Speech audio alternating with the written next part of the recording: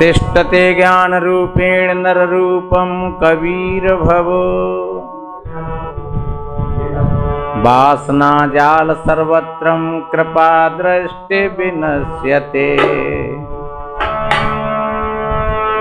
तम कबीरं गुरुं वन्दे ज्ञानिना ह्यधिकं भव। जड़यध्यास महाबन्धं बोध ज्ञान विमोच्यते।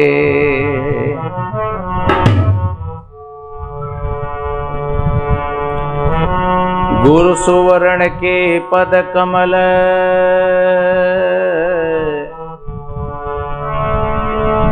बंदो बारंबार।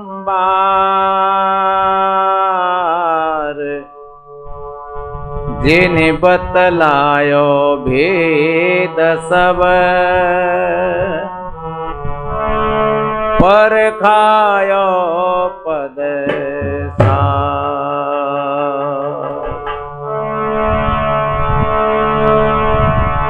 गुरु कृपा सो पाइए।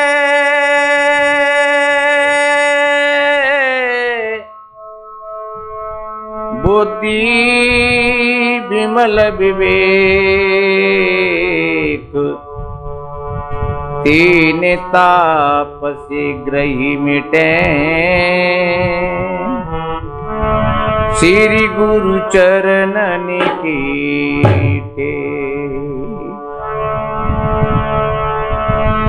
तीन ताप शीघ्र ही मिटे। श्री गुरु चरणन की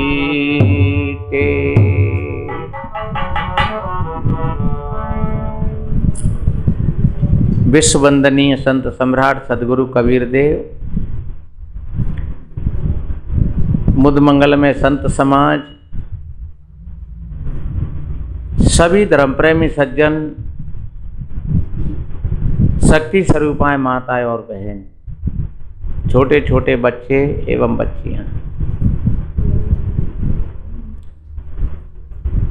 बड़ा ही अच्छा अवसर है। आप सभी भाई बहनों ने संत महात्माओं के माध्यम से बड़ी अच्छी ज्ञान की चर्चा को श्रवण किया। ये सदगुरु का ज्ञान हमको ये सिखाता है कि व्यक्ति अपने सुख और दुखों का स्वयं जिम्मेदार होता है। ऐसा नहीं है कि कहीं को ईश्वर भगवान किसी को दुख दे और किसी को सुख दे, या हम किसी की प्रार्थना वंदना करें तो हमारे दुख कट जाएं, या हम किसी के पास चले जाएं, किसी मंदिर में चले जाएं, मस्जिद में चले जाएं, तो कोई भगवान हमारे दुखों की सुन ले। भगवान कभी किसी को जैसा हम मानते हैं वैसा भगवान है भी नहीं। ऐसा भगवान नहीं है कहीं जो कि कहीं किसी को वो दुख दे दे और कभी किसी को सुख दे दे। और अगर ऐसा ही कोई भगवान करता होगा तो फिर वो भगवान अन्यायी हो जाएगा, क्योंकि एक बाप के 4 बेटाएं और वो चारों माता पिता के अंदर में अगर भेदभाव कुछ हो जाए तो फिर वो माता पिता वो ठीक नहीं कहेंगे। लोग कहेंगे देखो इनके अंदर में, माता पिता के लिए तो सब बेटी बेटा समान होने चाहिए। एक बार के लिए आप कोई भाई कह सकते हैं कि अगर कोई एक बेटा पिता के हिसाब से अगर ठीक नहीं चलता है तो पिता एक दूसरे बेटा के हिसाब में जोड़ देता है वो अपने आप को। फिर भी पिता सोचता है कि भाई वो भी मेरा बेटा है, और अगर बेटा का अगर पिता के प्रति कहीं कुभाव है तो कहीं ना कहीं पिता की और माँ की गलती रही है। अन्यथा ऐसा कहा है के अंश बिना ने नवे सुत जग में, कुल बिन लाज करे कव नारी। फल बिनु डार नवे ना कवहूँ, प्यास भुजे नायो सकी बारी। गुर बिनु ज्ञान कहाँ से आवे, ज्ञान बिना न बने ब्रह्मचारी। कहे कबीराय काम नहीं आवे, कुंद कृपाण गमार किया रही। कितनी बढ़िया बात कही है। वास्तव में जो माता पिता की संतान है ठीक तरीका से, तो वो अपने माता पिता का आदर करेगी। और अगर कहीं किसी प्रकार से अगर कोई कमी है तो फिर माता पिता का अनादर कर देगी वो संतान। कुल बिन लाज करे कव नारी। वास्तव में कुल ऐसा नहीं है कि किसी जाति विशेष समाज से जुड़ा हुआ हो। कुल का मतलब ही होता है जो अच्छा कुल है, चरित्रवान है, अच्छा परिवार है, अच्छा खानदान है। चाहे तथा कथित किसी जाति समाज में है, भैया बहुत बड़ा अच्छा परिवार है, बहुत बड़ा अच्छा खानदान है, उस परिवार में बहन बेटियों को ये ध्यान रहेगा कि हमारा परिवार, हमारी परंपरा कैसी है, तो निश्चित रूप से वो सबका आदर करेगी, सम्मान करेगी। फल बिन डार नवेना कवहूँ, प्यास बुझे ना ओ सकी बारी। जिस वृक्ष पर अगर फल फूल नहीं आएंगे तो वो डाली झुकेंगी नहीं। वो डाली जब ही झुकती है जब उस पर फूल आता है, फिर फल आते हैं और बड़े बड़े फल आ जाते हैं, तो एकदम वो वृक्ष झुक जाता है। चाहे वो आम हो, चाहे जामुन हो, चाहे अमरूद हो, कोई भी किसी प्रकार का फल हो। और ओस के पानी से कभी प्यास नहीं बुझती है। और गुरु के बिना ज्ञान नहीं आता है, और ज्ञान के बिना व्यक्ति सदाचारी नहीं बनता है। अगर सदाचारी व्यक्ति बनता है तो वो ज्ञान से बनता है। चरित्रवान व्यक्ति बनता है तो वो संस्कारों से बनता है। माता पिता अच्छे हैं, अच्छी शिक्षा और संस्कार दिया है, तो निश्चित रूप से वो संतान सदाचारी बनेगी। कहे कबीराय काम नहीं आवे, कुंद कृपाण। यानी अगर भाई जंग लग रही हो और वो बहुतरी हो तो वो काम ही नहीं आएगी। और गंवार आदमी की दोस्ती है। इसलिए सदगुरु कहते हैं ये सब अपने व्यक्तित्व पर बात निर्भर करती है। ये कहीं किसी ईश्वर और परमात्मा को बीच में लाने की कोई आवश्यकता नहीं है। मैंने कहा था कि ऐसा कहीं ईश्वर और भगवान नहीं है कि तुम प्रार्थना करो और वो तुमको मुक्त कर दे, या तुम गाली दे तो तुमको श्राप दे दे। ये सब मनुष्य का अपने जीवन पर ही निर्धारित होता है कि जो व्यक्ति जैसा करता है उसको वैसा ही मिलता है। जो व्यक्ति जैसा दूसरों को बांटता है वो वैसा ही उसको लौट करके उसके वापस आता है। तो हमें बढ़िया अच्छी चीज बांटनी चाहिए। हमें हमेशा विनम्रता के साथ अपना जीवन जीना चाहिए। पहले भी एक बार कहा था कि नवे धनुष और बाण, नवे दाता धनवंता, नवे तुरंगम तेज, नवे जल तरवर संता, नवे आम की डार, नवे चंपे की डारी, और नवे सुलक्षण लोग, नवे कुलवंती नारी। असल चीज सब ही नवे, सूखो काठ कपूत नर, टूट जाए तऊ नाना। इसलिए नम्रता, विनम्रता के साथ सदाचार के साथ जो भाई बहन अपना जीवन जीते हैं उनका जीवन सुसज्जित जीवन होता है, अच्छा जीवन होता है। अपने जीवन के स्वयं आप ही अपने भाग्य के विधाता हो, चाहे अपना अच्छा बना लो चाहे बुरा बना लो। कोई भाई बहन सोचते होंगे महाराज हमने अपने जीवन में बड़े बड़े दुख झेले हैं, पर वो तुम्हारी एक की बात नहीं है।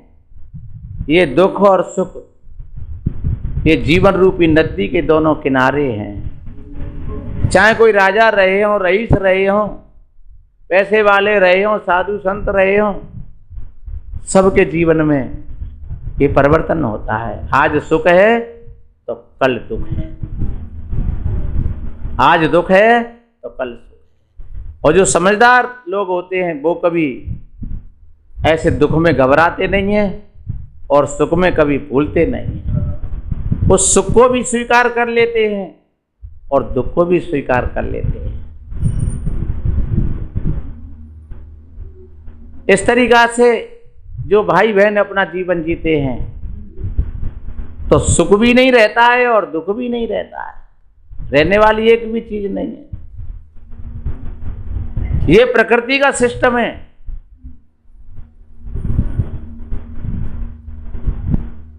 इसलिए धैर्यता के साथ, विनम्रता के साथ अपना जीवन जीना चाहिए। व्यक्ति को हमेशा अपने आचरणों की तरफ ध्यान देना चाहिए। जो भाई बहन अपनी मेड़ मर्यादा के बीच रहते हैं, अपने परिवार अपने माता पिता का ख्याल रखते हैं, उनके जीवन की लाइन बढ़िया होती है। जो हमेशा दूसरों को देते हैं लेकिन लेने की इच्छा नहीं रखते हैं कि हमें इससे कुछ मिल जाए। और हम एक बात बताएं, आप अपने मन में ऐसी इच्छा बना लो, ऐसा संकल्प बना लो और आप ये विचार करिए कि हे मेरे गुरु महाराज हम कुछ देने लायक बन जाएं और तुम देना शुरू कर दें, तो शायद मैं दावे के साथ कहता हूं तुमको हाथ पसारने की जरूरत नहीं पड़ेगी, फिर तुम देते ही रहोगे। अगर तुमने लेना सीख लिया, लेते रहे, तो फिर तुम लेते ही रहोगे। और ध्यान रखो, देने वाले का हाथ ऊपर होता है और लेने वाले का हाथ नीचे होता है। देने वाला होता है वो दानी होता है और लेने वाला होता है वो याचक होता है, भिक्षु होता है। तो देने का भाव बना करके रखिए, आप देते रहिए। आपके पास में एक पैसा है, पैसा दीजिए। आपके पास में एक रोटी है, अपने पेट में से बचा करके एक रोटी दीजिए किसी को। आपके पास में सम्मान है, आइए भैया, बैठिए भैया, विराजिए भैया, आओ पानी पियो। आपने इतना सम्मान दिया, आपने बहुत कुछ दे दिया। आप हृदय से अच्छी भावना बनाइए, सर्वजन हिताय सर्वजन सुखाय। आप सबके अच्छे स्वास्थ्य की कामना करिए तो आपका स्वास्थ्य भी अच्छा रहेगा। ये संकल्प में बहुत शक्ति होती है। कहती हैं जो काम दवा नहीं करती है वो काम दुआ कर देती है, और जब कामिल मुर्शद मिलता है तब बात खुदा से होती है। जो काम दवा नहीं करती है वो काम दुआ कर देती है, जब कामिल मुर्शद मिलता है तब बात खुदा से होती है। ऐसा भाव तुम बनाओगे तो तुम्हारी भावनाओं का प्रभाव दूसरों पर भी पड़ेगा और फिर दूसरों की भावनाओं का प्रभाव तुम पर पड़ेगा। यही तो मानव समाज है, यही तो सम्यकता है मानव समाज की। तो सज्जनों, इस तरीका से जो जीवन जीते हैं, अपने बुजुर्गों का सम्मान करिए, अपने माता पिता का आदर करिए, इज्जत करिए, सेवा करिए, बड़े बूढ़ों की सेवा करिए खूब, छोटों का सम्मान करिए खूब, छोटों से प्यार से बोलिए। आपने पास में वाणी बहुत अच्छी है, प्यार से हम वाणी से बोलें तब भी अगला व्यक्ति संतुष्ट होता है, खुशी होता है। जहाँ कहीं व्यक्ति मोह और ममता और काम आदि विकारों में चिपकता है, तो वो दुखों के दंदल में पछता हुआ चला जाता है। एक बात मुझे ध्यान में आ गई है, महाराज भर्तरी की रानी बहुत सुंदर थी और महाराज भर्तरी इतने आसक्त थे कि सिवा उनके और कुछ उनको दिखता ही नहीं था। अगर तीनों लोकों में कोई अगर सुंदर स्त्री है तो फिर वो उनकी रानी है। इतने आसक्त, और वो भी जितनी सुंदर थी उतनी भीतर से खराब भी थी। देखिए, हर चमकदार वस्तु सोना नहीं होती है। सोना तो सोना होता ही है, पर सोने के भाव में हमको बहुत वस्तु चमकती नजर हुई आती हैं, पर वो सब सोना नहीं होता है। उसका परीक्षण करना चाहिए, निरीक्षण करना चाहिए। और जो परीक्षण और निरीक्षण नहीं करते हैं तो कभी कभी वो एक अच्छी पीतल कोई सोना मान करके और वो रख देते हैं भीतर।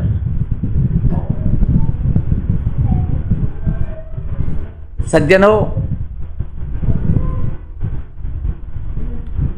उनका भाई बड़ा सदाचारी था विक्रम, बहुत विचारवान था, और विक्रम से कभी कभी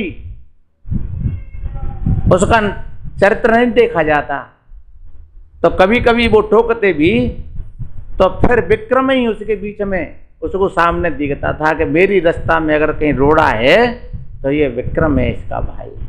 महाराज को तो मैंने अपने जाल में इतना गूंथ लिया है, इस तरीका से अपने वश में कर लिया है कि महाराज तो मेरे प्रति कभी गलत सोच ही नहीं सकते, लेकिन ये विक्रम जरूर कभी मेरे लिए मेरी मौत का कारण बन सकता है। तो बताते हैं, एक बार एक कोई सज्जन पड़ोस में ही रहते थे और उस सज्जन को, उस सेठ को बुला करके उस पिंगला ने कहा कि देख, हम तुमको चाहे जितना तू पैसा ले ले, सोना चांदी के हार ले ले, लेकिन एक बार तुझे हमारे वचनों को मानना है और हम कहें जैसे महाराज के सामने बात करनी है। क्या बात करनी है? इस विक्रम को मरवाना है। उस सेठ ने कहा कि देखो कितना बढ़िया लड़का है और तुम क्या सोच रही हो, और फिर मैं झूठ कैसे बोलूंगा? कि तो अच्छा झूठ नहीं बोलेगा तो फिर मैं तुझको बता दूंगी तू कितना सच्चा धारी है। सज्जनों, वो बेचारा उसकी धमकी में आ गया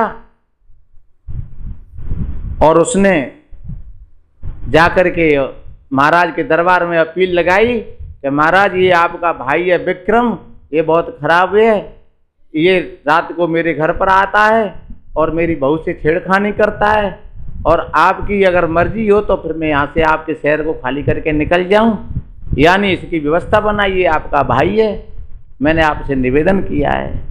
ऐसी रिपोर्ट लिख करके और महाराज भर्तरी को दी, लेकिन भर्तरी को विश्वास नहीं हुआ। फिर पिंगला ने उस पर, और एक और था द्रोगा, उसने भी उस पर मोहर लगाई कि नहीं महाराज, ये सही कहता है, आपका विक्रम जो भाई है वो बहुत बड़ा चंचल है, और ऐसा एक ही बार की बात नहीं है, हमने भी उसके विचारों को देखा है। बताते हैं, महाराज भर्तरी ने जल्लाद बुला करके और कहा कि विक्रम को फांसी लगा दी जंगल में जाकर। जल्लाद विक्रम को ले जाते हैं, लेकिन जल्लादों को भी पता था कि ये विक्रम कैसा लड़का है। जंगल में ले जा करके और विक्रम को कहा कि भाई अब हम तुझे मारेंगे तो नहीं, पर भाई को दिखाने के लिए भी हमें कुछ प्रूफ चाहिए। हम तुम्हें तो नहीं मारेंगे, क्योंकि हमें पता है कि तुम बड़े सच्चे हो, सदाचारी हो, सत्यवादी हो, तुम गरीबों के हित चिंतक हो, तुम ब्रह्मचारी हो, तुम कभी ऐसा नहीं कर सकते हो जैसा आप पर इल्जाम लगाया गया है। एक उनमें जल्लाद बड़ा बूढ़ा था, उसने कहा कोई बात नहीं, आप चिंता मत करिए। विक्रम को तो वहीं छोड़ दिया और कह दिया कि महाराज आप इधर मत आना और हम कुछ देख लेंगे, अपने कपड़ा हमें उतार करके दे दीजिए। तो विक्रम के कपड़ा उतरवाए और किसी मृग को मार करके उसकी आंखें निकाली और कपड़ाओं को उसके खून में रंग करके ला करके महाराज भर्तरी को दे दिए। भर्तरी ने रानी पिंगला को दे दिए और पिंगला ने उन आंखों को अपनी एड़ी से कुचल करके पीछे फेंक दिया कि अब हमारे रास्ता का कांटा निकल जाएगा। अब देखिए, ये प्रकृति में भी एक ऐसा नियम है, ये प्रकृति हमें जैसा का तैसा चौरे में खड़ा कर देती है। कोई भाई बहन ऐसा न सोचें कि आज किसी को पता नहीं लगे। चोर कितनी भी चोरी करता है सावधानी से, लेकिन फिर भी अपने निशान छोड़ जाता है और वो 2 दिन में 4 दिन में पकड़ा जाता है। कोई भी भाई कितनी भी हिसाब से गलत काम करे, लेकिन आज नहीं तो कल, कल नहीं तो परसों का भेद खुल ही जाता है। तो बताते हैं, कोई राजा के दरबार में एक महात्मा और एक फल लाए वो, और वो फल ला करके राजा भर्तरी को दिया। भर्तरी जी ने पूछा, महाराज इसमें क्या गुण है? बोले, महाराज जो इसको खा लेता है वो अधिक सुंदर हो जाएगा, उसकी उम्र अधिक हो जाएगी और वो एक अच्छे अपने स्वरूप को प्राप्त होगा। और महाराज मेरे पास में धन की कमी है, तो मैं अकेला खा लेता तो क्या होता, इसके बदले में मेरे को आपसे कुछ धन मिल जाएगा तो मेरा परिवार पल जाएगा। इसलिए मैंने सोचा कि क्यों नहीं मैं ऐसी चीज को अपने राजा को दूं जा करके। ठीक, बहुत अच्छी बात है। तो उन्होंने, राजा ने उसको कुछ इनाम दे करके विदा कर दिया।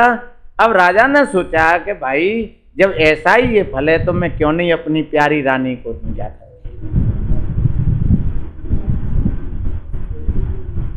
राजा ने जाकर के अपनी रानी पिंगला को वो फल दिया और कहा, ये फल को तुम अगर पालोगी तो फिर से तुम जवान हो जाओगी और कभी बुढ़ापा नहीं आएगा, आपका ये रूप और सौंदर्य ऐसा ही बना रहेगा जिंदगी पर्यंत तक।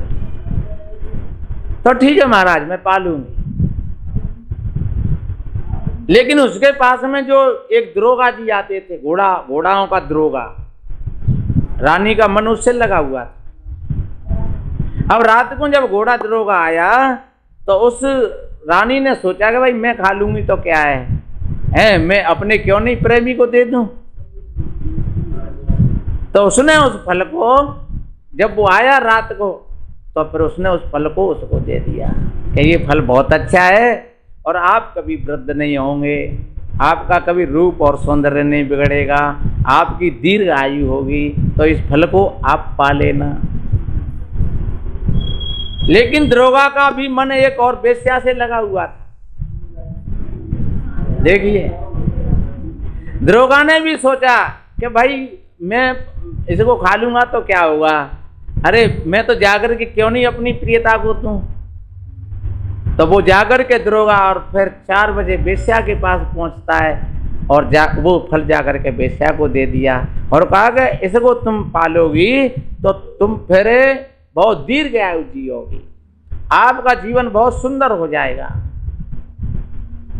वेश्या ने सोचा कि मैं, उससे तो बोल दिया उसने कि चलो ठीक है मैं खा लूंगी। लेकिन फिर वेश्या ने सोचा कि भाई मैं जितना मैं ज्यादा जीऊंगी उतना मैं पाप ही तो कर रही हूं, कोई लोगों का मेरे शरीर से भला तो हो नहीं रहा है,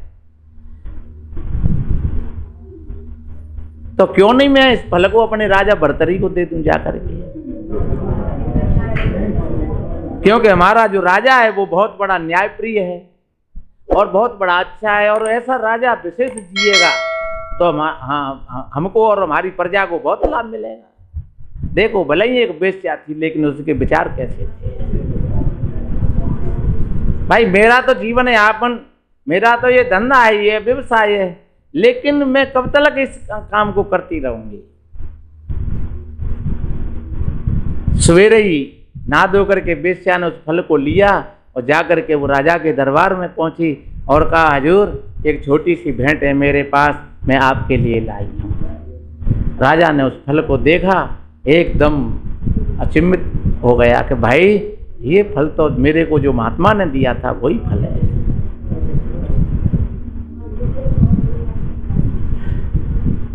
राजा ने पूछा, तुम पर ये फल कहां से आया?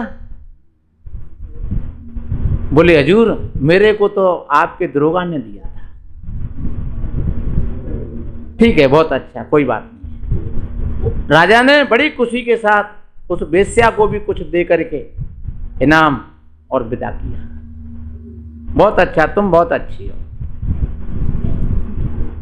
अब राजा फिर महल में पहुंचता है और जाकर के पूछा रानी पिंगला से, कहो महारानी जी वो हमने फल दिया था, क्या आपने खाया उसको? बोले, महाराज मैंने तो जब ही पा लिया था जब आपने दिया था। जब आपने मेरे को दिया था जब ही मैंने तो पा लिया था। अरे वो कोई रखने की चीज थोड़ा ही थी, आपने दिया मैंने पा लिया। राजा ने कहा, आप सही बताना, आपने पाया नहीं है उस फल को? बोले, नहीं महाराज, क्या मैं आपसे झूठ बोलूंगी, मैंने तो पा लिया उसको। राजा ने अपनी वो फल निकाल करके और उसको दिखाया कि ये फल कौन सा है। रानी के पैरों के नीचे से धूल निकल गई, जैसे सूखा काठ खड़ा रह जाता है ऐसी सूखी खड़ी रह गई। ये फल तूने किसको दिया था बता? पैर पकड़ लिए रानी ने राजा के, महाराज मुझको क्षमा कर दो, पर यह फल आप पर कहां से आया? राजा ने तुरंत आवाज लगाई और उस दरोगा को बुलाया। अब दरोगा भी कप रहा है कि भाई आज मारे गए। ध्यान रखो, इश्क कहता है चल यार का दीदार कर, अकल कहती है मत जिंदगी बर्बाद कर। इश्क कहता है चल होगा सो देखा जाएगा, और अकल कहती है अरे नादान मारा जाएगा। बड़े होश की बात है। देखिए वहां घोड़ा दरोगा भी है और वेश्या भी है और वो रानी भी है। राजा ने कहा तो कुछ नहीं, वो दरबार में आया और सोच रहा है और उसने धिक्कारा कि देखिए मैं एक अपनी रानी से कितना प्रेम करता हूं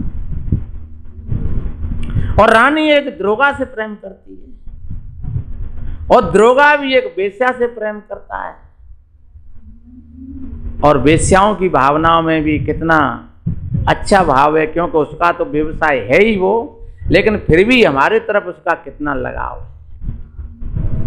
पर इसमें गलती किसी की नहीं है, गलती उस काम की है जिस काम के वशीभूत होकर के मैंने इन लोगों की बातों को मान करके और अपने भाई को भी मरवा दिया।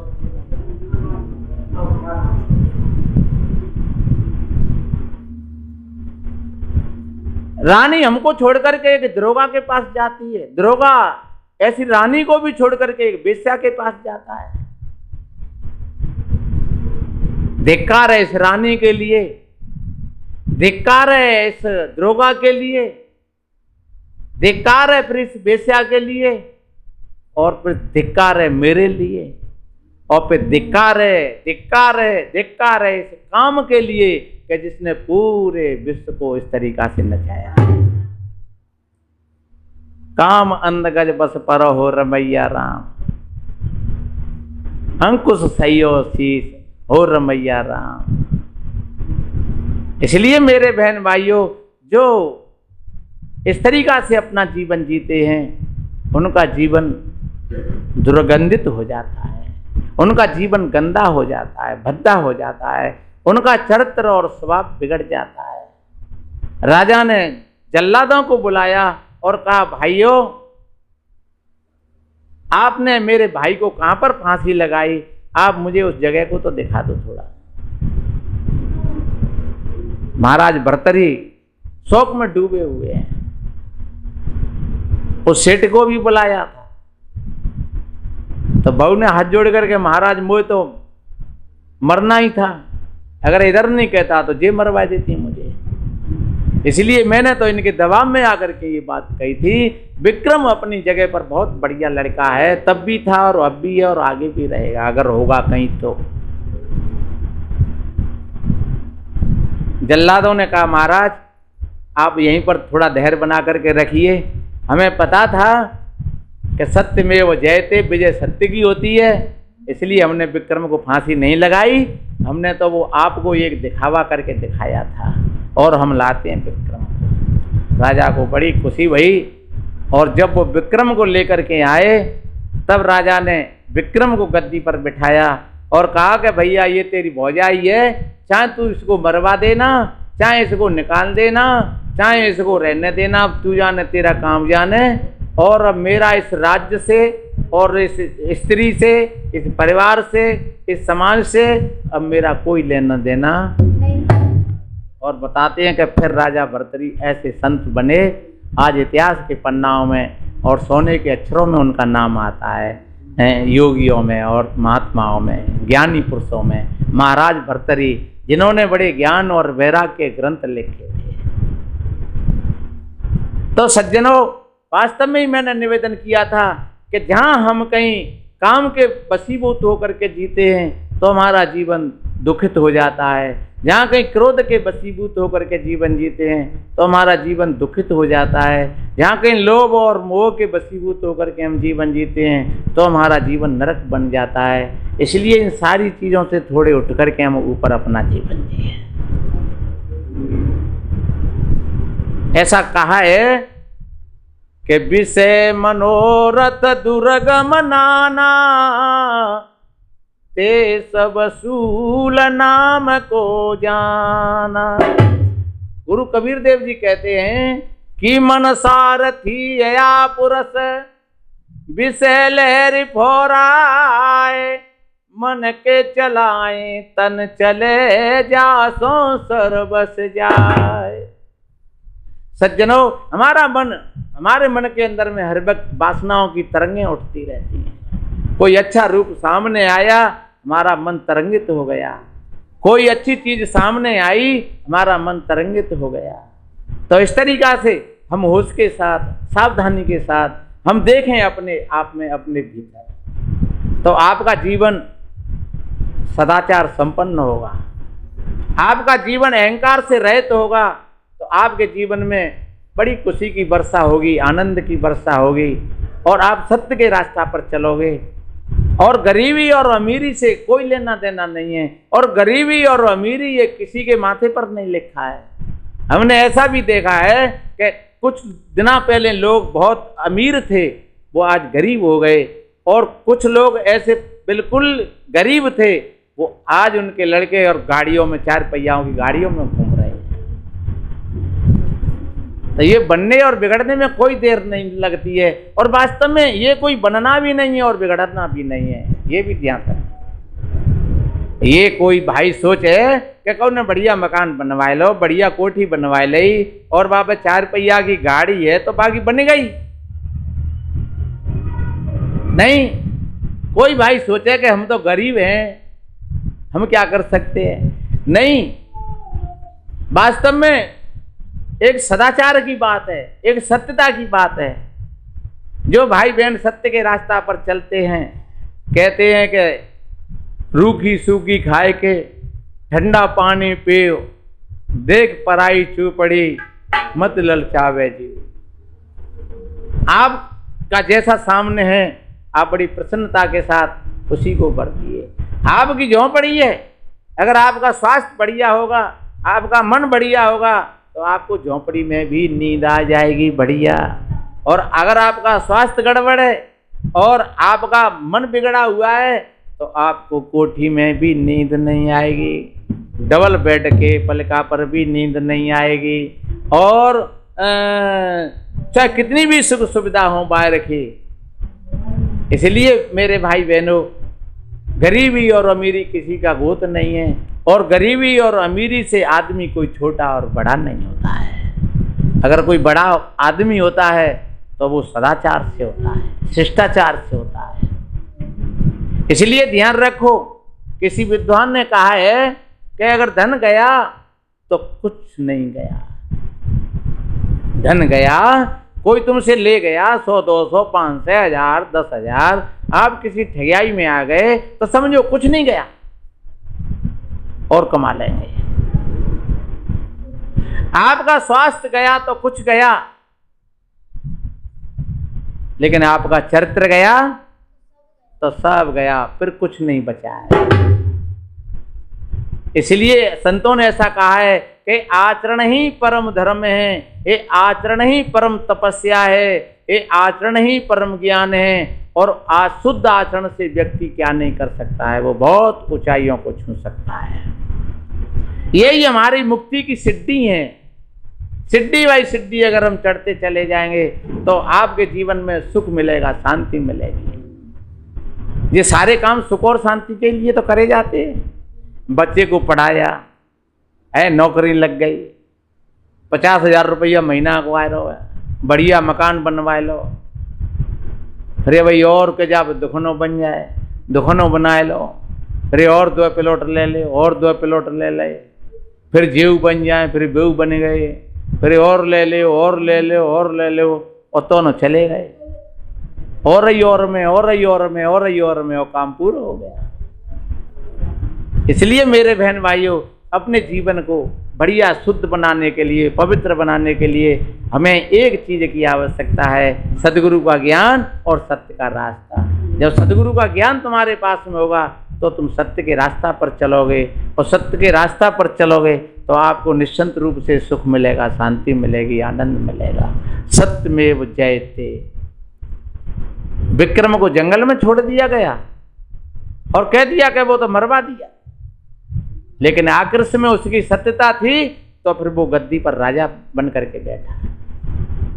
पिंगला ने कितना जोड़ लगाया, लेकिन आकृष फिर भी विक्रम ने एक परकोटा से अलग उसके लिए एक महल बनवा दिया कि आप इसमें रहिए, और जैसा तुम्हारा जीवन, जैसे तुम चाहो वैसे ही रहिए, हमारा तुमसे कोई मतलब नहीं है, कोई लेना देना नहीं है। देखिए फिर भी कैसे लोग थे, हमें तुमसे कोई लेना देना नहीं है, न कुछ दंड दिया, क्योंकि वो तो महाराज भर्तृहरि कह गए थे कि अब तुम्हारा जीवन तुम्हारे साथ में है, हमने देख लिया, हमने जान लिया। तो सज्जनों, जिनके अंदर में थोड़ी जागरूकता होती है, वो फिर किसी को दंड देना भी नहीं चाहते हैं। वो जानते हैं कि ये प्रकृति अपने आप संभाल लेगी। ये प्रकृति में ऐसा नियम है कि जो तुम करोगे वैसा ही तुमको मिलेगा भोगने के लिए। तो हमें अपने जीवन में, मैंने निवेदन किया था कि हम अच्छी बात देने के लिए हम सोचें, हमेशा अच्छे विचार लोगों को दें, हम हमेशा किसी की चोलई, निंदा, बुराई नहीं करें कभी भी। जो बांटोगे वो तुमको मिलेगा। हमने निवेदन किया कि आप अपने जीवन के स्वयं विधाता हो। आप अपने जीवन को चाहे नरक में ले जाओ और चाहे स्वर्ग में ले जाओ। आप अगर जीते जागृत गुरु के सानिध्य में हो तो आपका जीवन बढ़िया बनेगा, सुंदर बनेगा। और आपको अगर इतना ज्ञान नहीं है, इतना विवेक नहीं है, तो समझ लो, मैंने एक भर्तृहरि वाला वो उदाहरण दे करके बताया था कि वो क्या दशा हो गई थी। वो थे तो महलों में, लेकिन महलों में भी उनको सुख और शांति नहीं मिली थी। अपने मन की विकृति में आकर के, और रानी पिंगला ने सारा का सारा मामला खराब कर दिया, खत्म कर दिया। इसलिए मेरे बहन भाइयों, हम शाम को बैठ करके देखें अपने मन के विकारों को, सवेरे बैठ करके देखें। आज हमने कितनी बार झूठ बोला है, कितनी बार हमने किसी की चुगली निंदा करी है, कितनी बार हमने किसी से गाली दी है, कितनी बार हमने लोगों का हित सोचा है और कितनी बार अनित सोचा है। ऐसा तुम शाम सवेरे बैठ करके देखोगे और फिर अपने संकल्प को सुदृढ़ बनाते चले जाओगे। दूसरों के लिए अच्छे शुभ चिंतक बन जाओगे, दूसरों को अच्छी भावनाओं से देखोगे, अपने गलती और अपने दोषों को निकालते चले जाओगे। आपका जीवन अच्छा बनेगा, सुंदर बनेगा। ये हाड़ मांस का शरीर है, ये साधन स्वरूप है, ये स्थायी रूप से किसी का नहीं है, ये प्रकृति का दिया हुआ है। साधना करके और अपने जीवन को कल्याण में बनाइए। यही सदगुरु संतों का विचार है और हमने निवेदन किया। आप सभी बहन भाइयों के लिए कोटि कोटि साधुवाद, धन्यवाद। इन्हीं शुभ मंगल कामनाओं के साथ बोलिए श्री सदगुरुदेव।